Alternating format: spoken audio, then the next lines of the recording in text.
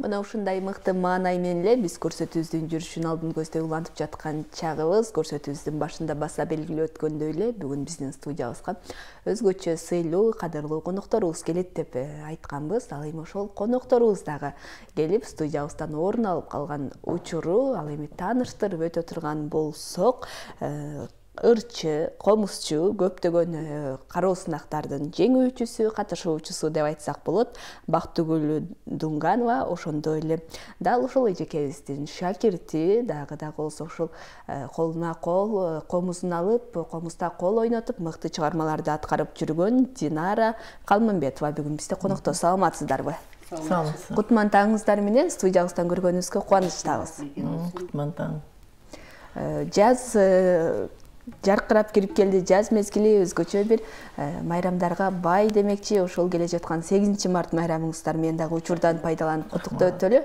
Негизи эле ушул жаздын келиши өзгөчө чыгармачыл адамдар үчүн жакшы бир эргүү тартуулап, жакшы бир маанай тартуулайт эмеспи? Анан маанайыңыздар кандай? Негизи эле ушул жан дүйнөңүздөрдүн абалы кандай? Маанайыбыз аябай жакшы.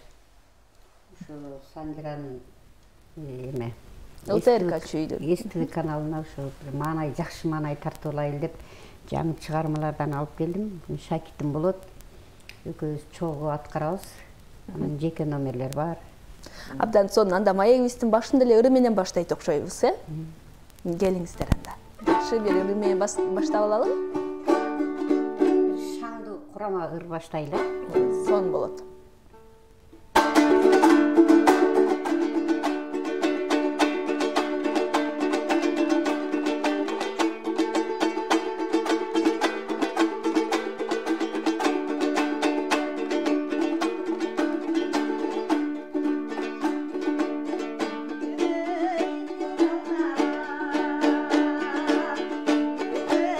Söt almalı,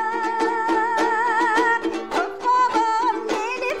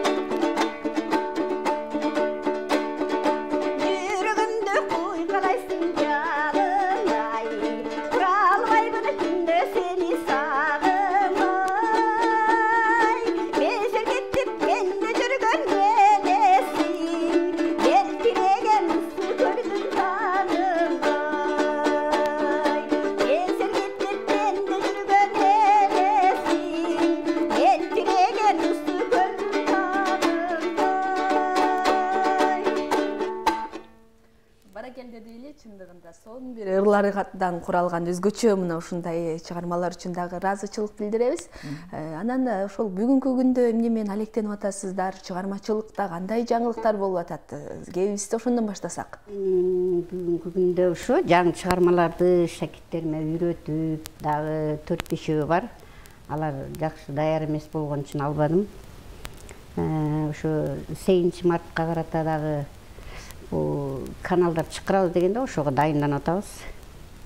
Ошо жаңы чыгармалардан. Абдан сонун Динара айым, келиңиз ошол чыгармачылыкка аралашып калуу же болбосо ошол Бактыгүл айым менен бирдикте ошол жакшы бир чыгармачылык жолго түшкөн экенсиз. Ошол тууралуу бир кеп курсак. Ошо негизи мен комузга кызыгуум болду. Жаш кезден баштап комузга кызыгып келдим. Анан Кудайым ушу күнгө буйрса керек. Ошо 4-5 айдан бери Бактыгүл эжеме кошулуп алып, ошо эжем үйрөтүп келатат. Комузду дагы бат чертип калганыма, ырларды ырдап калганыма Бактыгүл эженин эмгеги зор. Демек 4-5 айдан бери гана колуңузга комузду 4-5 айдан бери гана комузду колума кармап, ырдап, ушинтип чертип калдым. Шылдыракты да үйрөттү. Ыр үйрөнүп атат. Абдан сонун, жыйынтык абдан сонун экен. 4-5 ай болгонуна карабай, чындыгында өмүр бою ушул комуз чертип келген инсандай, комуз черткендай элес калтырды бизге, чындыгында абдан сонун. Кандай кыйынчылыктар болгон жокпу башында үйрөнүүдө? Жаш кезде биртке кармалаган, бирок мындай чертчү эмесмин. Анан эле ошо азыркы кезде бат үйрөнүп кеттим. Негедир өзүм кызыгуум көп болду, аябай ошого умтулдумбу.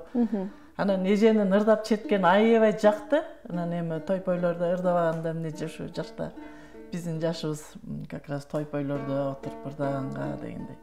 Анан эжемден үйрөнүп атам. Абдан сонун, негизи айтып калышат го ошол комузду мындай кичирээк кезде үйрөнүш керек, себеп дегенде колдорун бат үйрөнөт, катып кала элек болот деген сыяктуу сөздөр айтылып келет да. Анан бул нерсенин канчалык деңгээлде чындыгы бар экен? Чын эле, аябай эле. Мен колумду эжем мындай катырып карма тигип деп колумду араң үйрөтүп бүттү. Анан эми баягы кичик кездеги биртке баягы черткеним немеси калыптыр. Анан арадан канча жыл өттү, но жакшы. Жыйынтык жакшы мен өзүмө. Абдан сонун, дагы да болсо жакшы бир жаңылыктарды, жакшы жыйынтыктарды күтөбүз. Бактыгүл айым, айтсаңыз, жалпы ушул шакирттериңиз тууралуу бүгүнкү күндө канча шакиртти тарбиялап келе жатасыз? Кандай пландар болуп жатат алар менен бирдикте?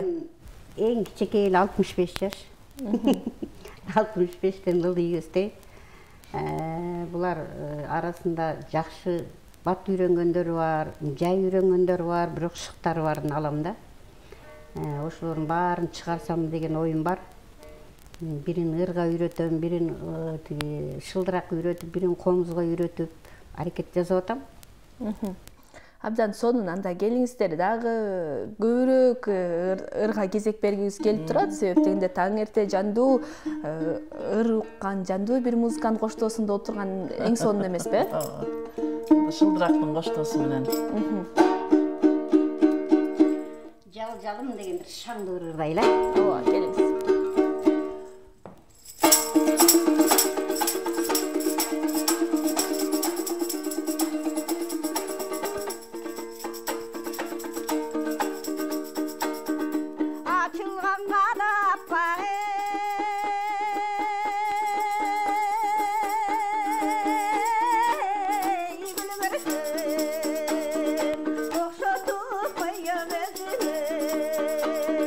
Kalay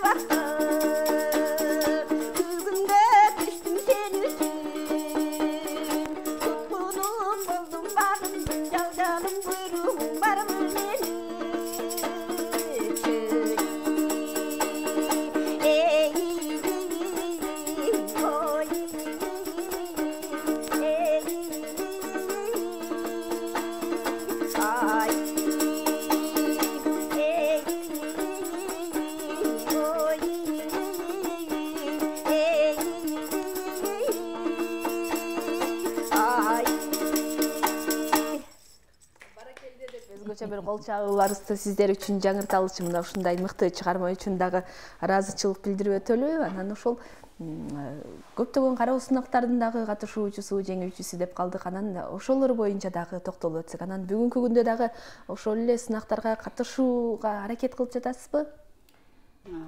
Же болбосо шакирттер менен бар болуп калдыңызбы? Жок, даяр элем. Кайсы күн болсо даярмын, ырларым даяр. Четкендерим бүт эле даяр, бүт эле. Былтыры Казакстанга барып келдим. Бир группада катышып жүрүп, Казакстандан чакырып 2 жолу бардым. Демек, чыгармачылык сапар менен барып келдиңиз. Аяктан медаль беришип, грамота беришип, аябай сыйлашты. Абдан сонун. Анан ошол өзүңүзгө таандык болгон, өзүңүзгө таандык болгон ырлар дагы бар болуш керек, э? Бар, бирок азыр өтө бишелек ырдасам деле болот анан. Унутуп калыптым бир эмесин. Негизи ошол кайсыл убакта жаралат? Өзүңүзгө таандык ырлар эргүү кайсыл учурда келет? Мен ушунчалык кызыкчу элем да, кантип ушул ыр жазып, обон жазат деп обончуларга кызыгып жүрчүм да. Бир күн эле Санжыра деген конкурска катышып калдым. Катышып калсам, биринчи эле конкурстан өттүм, сурулуп чыгып, биринчи турга катыштым. Анан экинчи турда ушундай күтүп атам да, чакырат, мен өзүм ишендим да ушунчалык. Анан кийин чакырбай калды да. Чакырбай калды, ошондо бир өзүмчө бир ызаланып эргүү келди да. Анан ошо Санжыра деген бир ыр чыгардым да, ушунчалык баарына жакты бирок. Анан ошону ырдасам деп эле. Өзүңүзгө таандык алгачкы чыгармаңыз ошол Санжыра болду демек, э? Адан кийин 5-6 чыгардым. Бирок мындай жатка биле электим, бирок чыгарып дайындап койдум. Буйруса аларда көргөзгөнгө аракет кылам. Абдан сонун. Анан ошол чыгармачыл инсандар өзүнө таандык ырларды чыгарып, обондорду жазганда сөздөрдү жаздырышып, анан клиптерди тартылып калат эмеспи? Анан бул пландар сизде дагы бар болуш керек, э? Могу жазында буйруса ушу өзүмдүн чыгармамды чыгарсам деген оюм бар. Ушу заранее айткандан да коркуп калдым, ушу чыгарам деген оюм бар, чыгарам го. Буйруса дейли. Динара айым, айтсаңыз, ошол чыгармачылыктын даамын татып калдыңыз дегендей, ошол колуңузга комуз алып, эл алдында деле аздыр көптүр ырдап калдыңыз болуш керек. Анан кандай пландарды коюп калдыңыз? Балким ошол алдыга дагы бир умтулуулар болуп, жакшы бир пландарды коюп жатсаңыз керек ушул чыгармачылык жаатта. Эми баягы эжедей болуп, мен ыр чыгарып, баягы обон чыгара албасам дагы ошо элдик ырларды, илгерки элдер ырдабай унутулуп бараткан ырларды эжеден үйрөнүп ырдагым келет. Анан ошо эл астында эже чыгарып атат, буйрса. Анан эми ушуну эже менен жүрсөм улантат деген, улантып кетем го деген ойдомун. Анан Абдан сонун ошол ыр чыгарбастам да деп калдыңыз, балким алдыңкы жылдарда, балким ал дагы болуп калышы мүмкүндүр, чыгармачылык бир негизи чыгармачылыктын чеги жок деп айтып коет эмеспи, балким ошол эргүү келген учурда балким сонун ырлар дагы жаралып калышы мүмкүндүр. Келиңиздер анда дагы бир ырга кезек бербесек болбосун.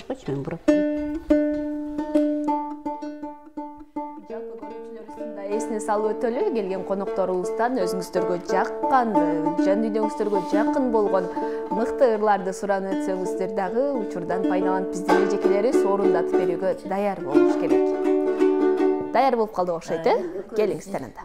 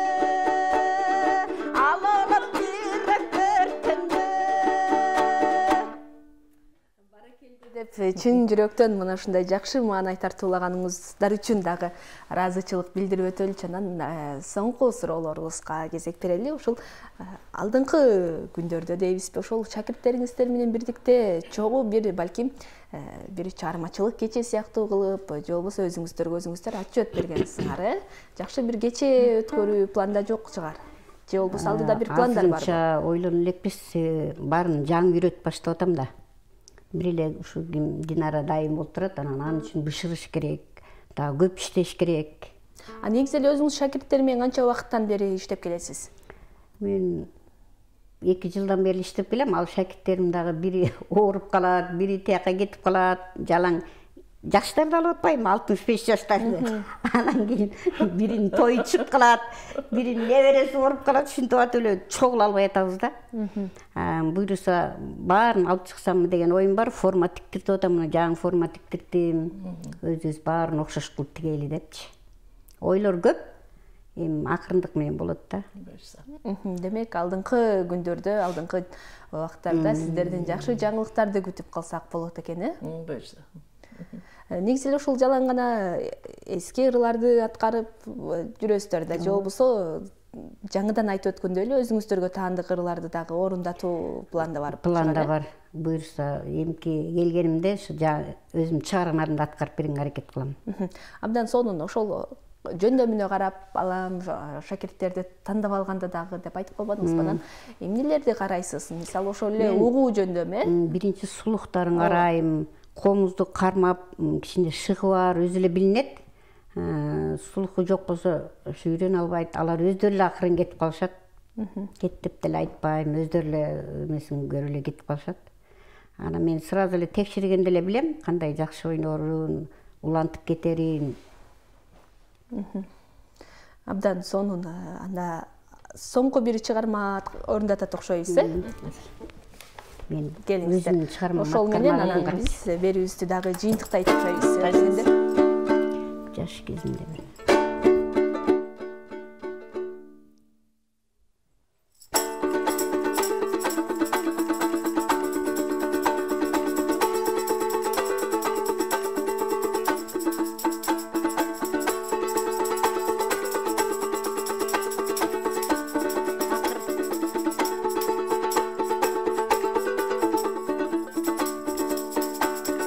Жаш кезиңде бир өзүңдү сүйгөм,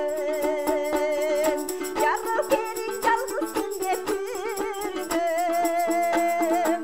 Карап жүрөм өзүңдү, карагаттай көзүңдү, кантип кыям эми өзүңдү, кантип кыям эми өзүңдү.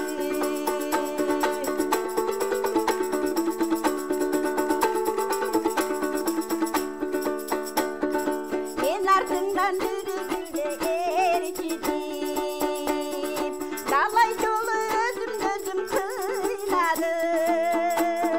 Башка болсо сүйгөнүм, кыйнабачы билемин, азап чегип абдан жүрөм, азап чегип абдан жүрөм.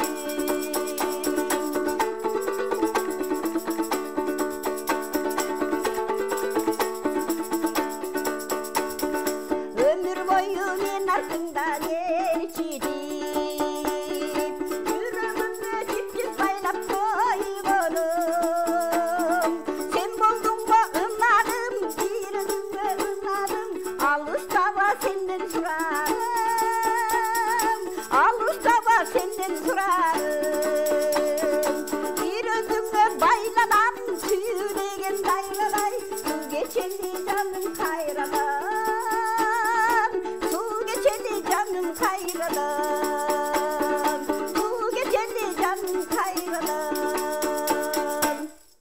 Баракелде деп дагы бир ирет кол чабыбызды жаңырталда келиңиздер. Бизге бөлүнгөн убактыбыз дагы соңуна чыгып баратат. Анда жалпы ушул жалпы айымдарды дейбизби, келе жаткан балким 8 март майрамы менен да утуктуу өтөсүздөр, учурдан пайдаланып.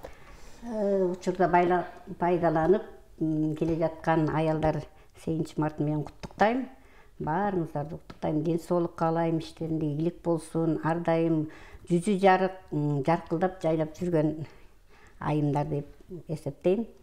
Анан СТВ каналына силерге дагы чоң рахмат. Ушу силердин студияңарга көптөгөн кишилер, жакшы атактуу ырчылар келип турсун, бизге окшогон ырчылар келип турсун. Баарыңарга ден соолук каалайм. Силерде да ишиңер ийгилик болсун. Ыраазычылык билдиребиз. Кыскача айтып коеюн. Келиңиз, Нурайым. Эми кыргыз элинин биринчи апалардын деп айтат эле майрамы деп, ошо энелерибиздин майрамы кут болсун. Жалпы эле аял затынын майрамы кут болсун. Биринчиден ден соолуктуу болушсун.